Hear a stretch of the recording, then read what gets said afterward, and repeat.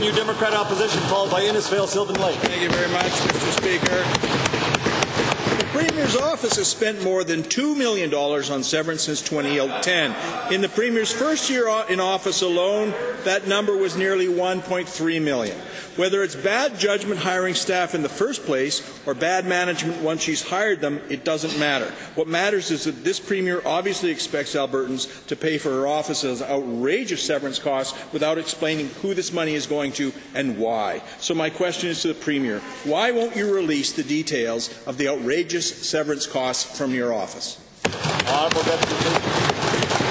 Well, Mr. Speaker, it's good to know that all three opposition parties read the same newspaper. That's really good research. But that member in particular should know that if he has any questions relevant to remuneration, terms of employment, or any information relevant to government of Alberta, there is a very transparent FOIP process. As a matter of fact, Mr. Speaker, recently was known to be the golden standard of Canadian FOIP processes. Put in a request, ask for specific information, don't throw spaghetti against the wall and hope that something sticks. Be specific, you shall receive the answers. Honourable member. Mr. Speaker, well, we're not throwing spaghetti, but there are some meatballs involved here, I think.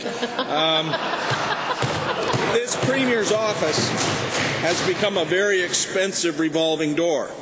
With severance payments like this, obviously not all well in the Premier's office. Only this government would force the opposition to go through an expensive, time-consuming process under FOIP legislation to get public information and then blame the opposition for the costs. Albertans deserve to know whose severance they're paying for and why. Will you release this information without a FOIP process, and if not, why not?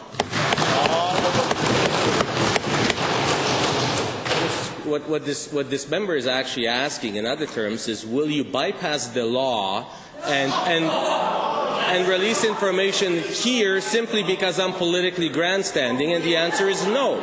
If there is any particular information that you want access to that pertains to Albertans, employees of government of Alberta, fine Albertans, put in individuals' privacy must be protected, must be secured. Put in a proper request, you shall receive the answers. Mr. Speaker, so is the Deputy Premier telling us that if the government releases information that's not covered by FOIP, that should be publicly disclosed and has been routinely publicly disclosed in the past, that the government is breaking the law?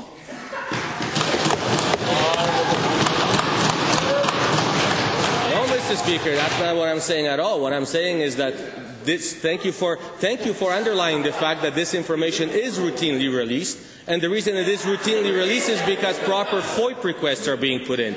If you put in a proper FOIP request, again, just like you said earlier, routinely that information is released and it shall be released to you as well.